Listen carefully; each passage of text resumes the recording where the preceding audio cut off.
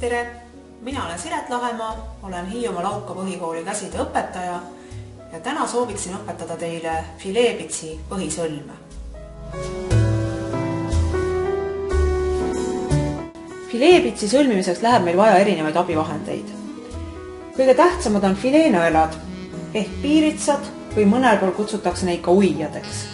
Fileenõelu võib olla tehtud erinevast materjalist. Sageli on nad metallist või puidust ja olenevalt sellest, kui suurt tööd meil teha vaja on, nii suure nõela me võtame. Lisaks nõeltele läheb meil vaja laaste, mille ümber tekitada võrgusilm. Ja materjaliks on kasulik võtta tugeva keeruga ja vastupidav lõng või niit.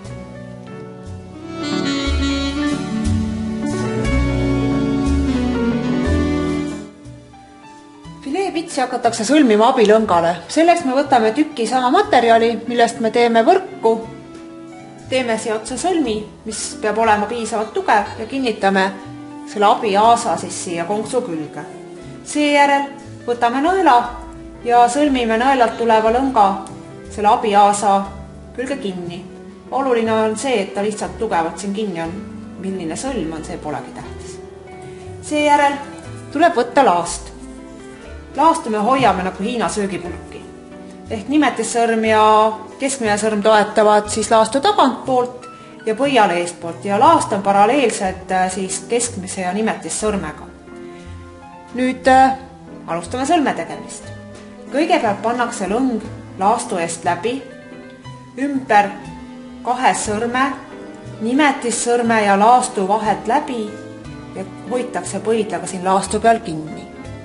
Seejärel tuleb teha väike aas siia laastu kohale ja tuua lõng sõrmede tagant ja sõrmede eestpoolt läbi, väikse sõrme eest ja väike sõrm läheb lukku ehk hoiab seda aasa kinni, mis me siit tagant ringiga tuli.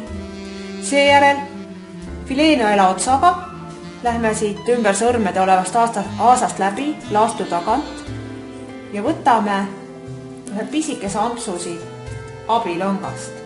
Nii et lõnga kohal olev aas jääb siia nõela taha. Nüüd võib nõela välja sikutada, väike sõrm on ikka lukus. Ja hakkame sõlmi kokku tõmbama. Kõigepealt laseme lahti põidla. Nii. Väike sõrm ei tule lahti. Seejärel võtame välja teised sõrmed. Nüüd, nagu te näete, siis sõlm tuleks täiesti vale koha peale. Nüüd väikest sõrme ja nõelalt tulevat lõnga liigutades saab selle laastu vedada siia üles säärde, nii et sõlm peab tulema laastu peale ja laastu ümber olev aas peab tihedalt kinni olema. Ning seejärel sikutame seda nõelatavat lõnga mööda laastu nii kaua, kuni me enam väikest sõrme seal sees hoida ei saa ja sikutame sõlme kinni.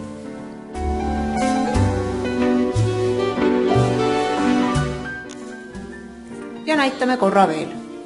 Lõng tuleb laastu eest ümber kahe sõrme, nimetissõrme ja laastu vahet läbi põidla alla. Seejärel teeb ühe aasa, tuleb sõrmede tagant, väikese sõrme eest läbi, väike sõrm läheb lukku. Nii aas kipub mul ära siit liikuma. Siis tuleb sõrmede eest läbi aasa ja liigub laastu taha. Nüüd võtab ta tagantpoolt ettepoole tulles see nõela ots abisilmuse ja see aas, mis me ennem see ülespoole panime, jääb nõela taha. Nüüd sikutame nõela sõlmest välja ja hakkame sõlme kokku tõmbama. Kõigepealt laseme lahti põidla. Seejärel laseme lahti järgmised sõrmed, väike sõrm peab kogu aeg kinni olema. Nüüd reguleerides nõelalt tuleva lõnga ja väikse sõrme oleva lõnga abil, siis saame selle sõlmese üles laastu peale. Toetame nimetissõrme tihedalt siia vastu, et sõlm tekiks õige koha peale ja sikutame aasa kinni. Lihtne. Nüüd, kui teil on sobiv kogus silmuseid tehtud, siis võib laastu siit seest välja võtta. Seda tehakse ka siis, kui näiteks on vaja pikka rida teha. Ja esimene silmuste rida on meil olemas. Nüüd järgmisele reale minnes võetakse lihtsalt töö õiget pidi jälle kätte. Keeran natukene seda abisilmust. Jälle laast õige võttega. Lõng liigub jälle laastu eest, nimetissõrme ja laastu vahelt pöidla alla, ringiga ülevalt poolt, sõrmede tagant, väikse sõrme eest, väike sõrm lukku. Nüüd ta liigub jälle siit laastu tagant, aga teiste sõrmede juurest läbi ja nüüd võtab ta siis eelmise rea esimese silmuse, abisilmuse asemel. Nii, näitan seda veel.